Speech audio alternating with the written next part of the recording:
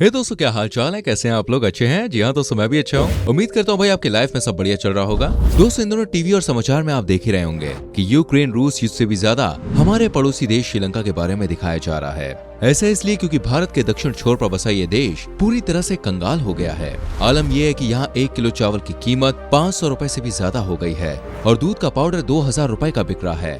फल और सब्जियां आम लोग की पहुंच से बहुत दूर हो गई हैं। पेट्रोल डीजल के लिए तो लोगों को 2-2 किलोमीटर लाइन में लगना पड़ रहा है। जगह जगह दंगे हो रहे हैं। आम लोग सरकार से इस्तीफे की मांग कर रहे हैं। लेकिन सवाल यह है कि आखिरकार श्रीलंका में इतना गहरा संकट कैसे आ गया? आखिर क्या वजह है कि आज के समय में अन्य देश भी श्रीलंका की सहायता करने के बजाय अपने हाथ पीछे खींच रहे हैं? चीन और श्रीलंका की दोस्ती में अचानक कैसे दरार आ गई और भारत कैसे एक अच्छे पड़ोसी की तरह श्रीलंका की मदद के लिए अपने हाथ आगे बढ़ा रहा है?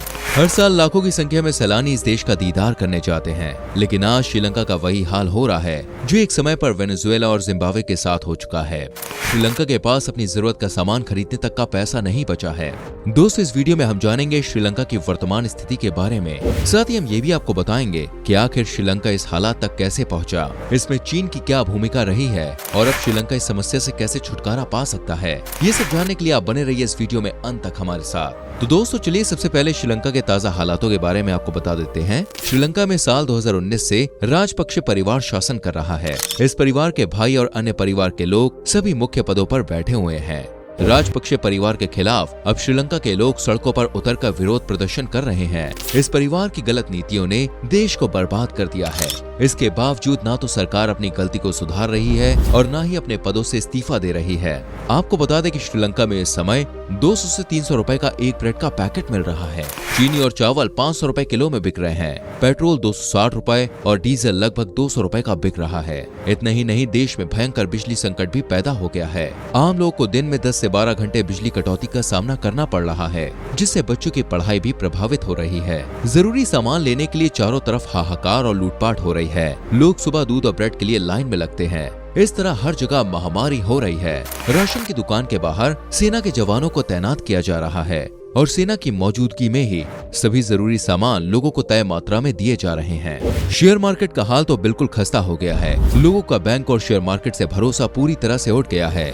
बिजली कटौती के कारण दुकानों और घरों के रेफ्रिजरेटर में रखा सामान भी खराब होने लगा है। अब सरकार ने स्ट्रीट लाइट्स को भी बंद करना शुरू कर दिया है, क्योंकि बिजली उत्पादन के लिए न तो सरकार के पास जरूरी रिसोर्सेज बचे हैं और न ही जरूरी सामान। कई जगह से ये भी खबर आ रही है कि डॉक्टर्स इमरजेंसी लाइट और मोबाइल की टॉर्च में मरीजों का ऑपरेशन कर रहे हैं। श्रीलंका की जनसंख्या सिर्फ 2.25 करोड़ है, जो भारत की जनसंख्या का मात्र 1.5% के आसपास है। लेकिन इतनी कम जनसंख्या होने के बावजूद श्रीलंका का संकट काफी बड़ा है, जिससे बाहर निकलने का वर्तमान में इस देश के पास कोई रास्ता नजर नहीं आ रहा है। चलिए अब बात करते हैं कि आखिर श्रीलंका इस कंडीशन तक कैसे पहुंचा।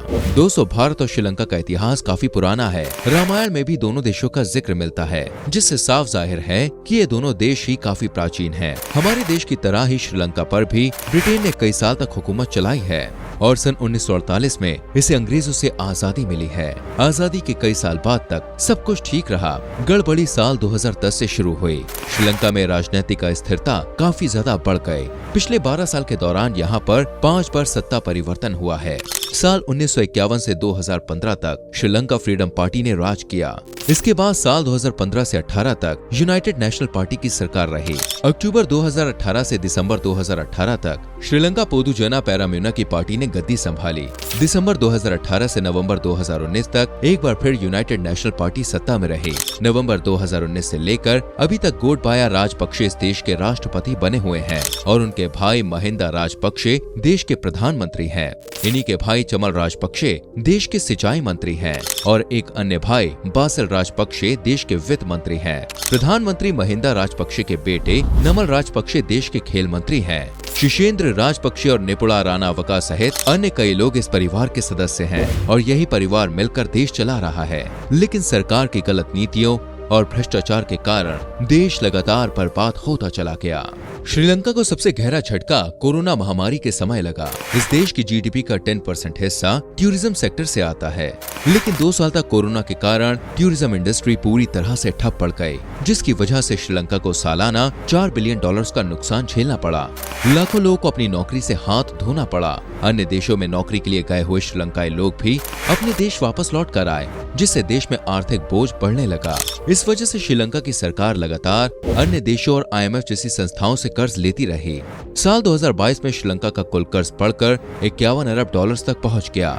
इसी साल श्रीलंका को $7 अरब का भुगतान करना है, जिनमें से $5 अरब सिर्फ चीन को ही लौटाने हैं। चीन ने लगातार श्रीलंका को कर्ज पर आश्रित रहने को मजबूर कर दिया।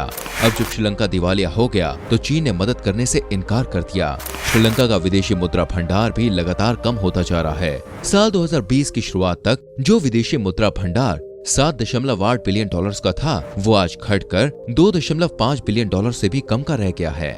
अपने विदेशी मुद्रा भंडार को बढ़ाने के लिए श्रीलंका की सरकार ने करेंसी प्रिंट करनी शुरू कर दी, जो एक बड़ी भूल साबित हुई।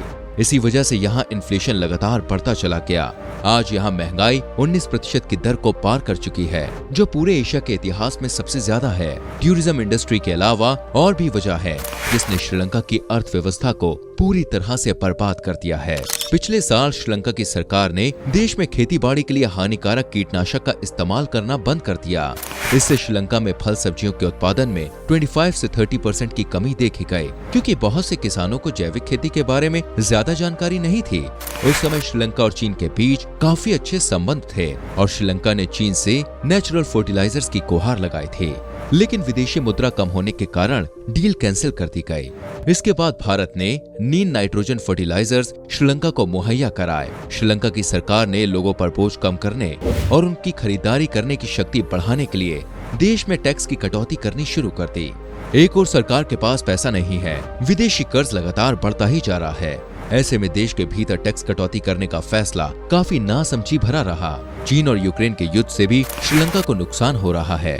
श्रीलंका में बड़े पैमाने पर चाय का उत्पादन होता है और यूक्रेन इस देश में बड़ी मात्रा में चाय खरीदता है, लेकिन युद्ध के कारण यूक्रेन का विदेशी व्यापार ठप पड़ गया और किसी भी देश के साथ वो ज्यादा इम्पोर्ट एक्सपोर्ट नहीं कर पा रहा है। श्रीलंकाई सरकार अपने विदेशी मुद्रा को बढ़ाने और विदेशों से कर्ज लेने के लिए लगातार सॉवरेन बॉन्ड जारी करती गई। श्रीलंका ने पिछले साल IMF से कर्ज लेने से मना कर दिया, क्योंकि IMF जब भी किसी देश को कर्ज देता है तो उस देश की इकोनॉमिक रिफॉर्म्स में बदलाव करने के लिए कहता है और कई आर्थिक फैसले अपने हाथ में ले लेता है। लेकिन श्रीलंका को ये मंजूर नहीं था, जबकि उसे ये समझना चाहिए था कि इसमें IMF का नहीं बल्कि श्रीलंका का ही फायदा हो रहा था। IMF सिर्फ 1% की ब्याज दर पर श्रीलंका को लोन दे सकता था, लेकिन श्रीलंका ने IMF की बजाय चीन के आगे हाथ फैलाया। चीन ने लाखों करोड़ों रुपए का लोन तो दे दिया, लेकिन उस पर 5 से 6% का ब्याज लगा दिया, जो अंतर्राष्ट्रीय बाजार के हिसाब से काफी ज्यादा है। इतना ज्यादा कर्ज होने के कारण श्रीलंका की मुद्रा श्रीलंकाई रुपए की कीमत अंतर्राष्ट्रीय बाजार में लगातार गिरती चली गई। सिर्फ मार्च के महीने में ही श्रीलंका की मुद्रा 46% कमजोर हो गई। $1 की कीमत 201 श्रीलंकाई रुपए से बढ़कर 297 श्रीलंकाई रुपए तक पहुंच गई। पुराना लोन ज्यादा हो जाने और विदेशी मुद्रा भंडार के लगातार कम होने के कारण अब चीन ने भी श्रीलंका की मदद करने से साफ तौर पे इनकार कर दिया है। लोन न चुका पाने के कारण पिछले साल चीन ने श्रीलंका के हम्बनटोटा पोर्ट को अपने कब्जे में ले लिया। अब अगले 100 साल तक इस पोर्ट के जरिए चीन व्यापार करेगा। भारत के लिए खतरे की बात यह है कि ये पोर्ट भारतीय सीमा से सिर्फ 100 मील की दूरी पर है। इस पोर्ट के जरिए चीन भारत में हस्तक्षेप कर सकता है। चीन द्वारा श्रीलंका की मदद न करने की एक वजह भारत भी है। जब भी श्रीलंका को जरूरत पड़ी तो भारत ने हर बार अच्छे पड़ोसी की तरह मदद की। अभी तक भारत 19,000 करोड़ का कर्ज श्रीलंका को दे चुका है। श्रीलंका द्वारा कुछ समय पहले 3 प्रोजेक्ट्स पर काम शुरू किया जाना था, जो डेल्फ्ट नागाडीपा के पास स्थित है। इन प्रोजेक्ट्स के लिए भारत ने चीन से सस्ती दरों पर श्रीलंका को मदद की पेशकश की, जिससे चीन पूरी तरह से बौखला गया। श्रीलंका को इस गहरे आर्थिक संकट से बाहर निकलने के लिए अपनी नीतियों में बदलाव करना होगा। देश विदेश के बेहतरीन अर्थशास्त्रियों की राय लेनी चाहिए और उन पर सख्ती से अमल करने की जरूरत है। सबसे पहले देश में हालात सामान्य किए जाने चाहिए और लोगों को शांत किया जाना चाहिए। गहरे आर्थिक संकट के बीच देश में जगह जगह प्रोटेस्ट और आगजनी से समस्या सुलझने के बजाय और ज्यादा उलझती चली जाएगी।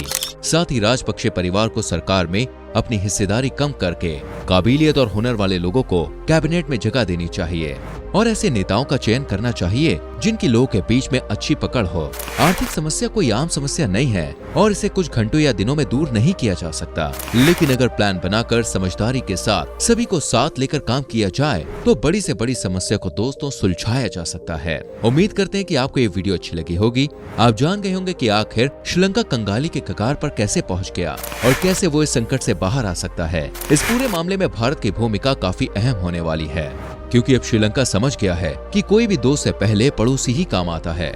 मुमकिन है कि इससे भारत की छवि भी चमकेगी, लेकिन भारत किसी लालच या इमेज बिल्डिंग के लिए ऐसा नहीं कर रहा है। मुसीबत के समय दूसरों की मदद करना हमारी संस्कृति का एक हिस्सा रहा है। आपके हिसाब से श्रीलंका में यह संकट किस तरह से दूर किया जा सकता है? इसके बारे में हमें अपने विचार कमेंट करके अवश्य बताएं। अगर आपको ये वीडियो अच्छी लगी हो तो इसे ज्यादा से ज्यादा शेयर कीजिए, वीडियो को लाइक जरूर कीजिएगा और आने वाली वीडियोस को देखने के लिए चैनल को सब्सक्राइब करके बेल आइकन प्रेस कीजिएगा, जिससे आने वाली वीडियोस के नोटिफिकेशन आपसे मिस ना हो। मिलते हैं दोस्तों अगली वीडियो में। अपना बहुत ख्याल रखिए। Bye bye, take care.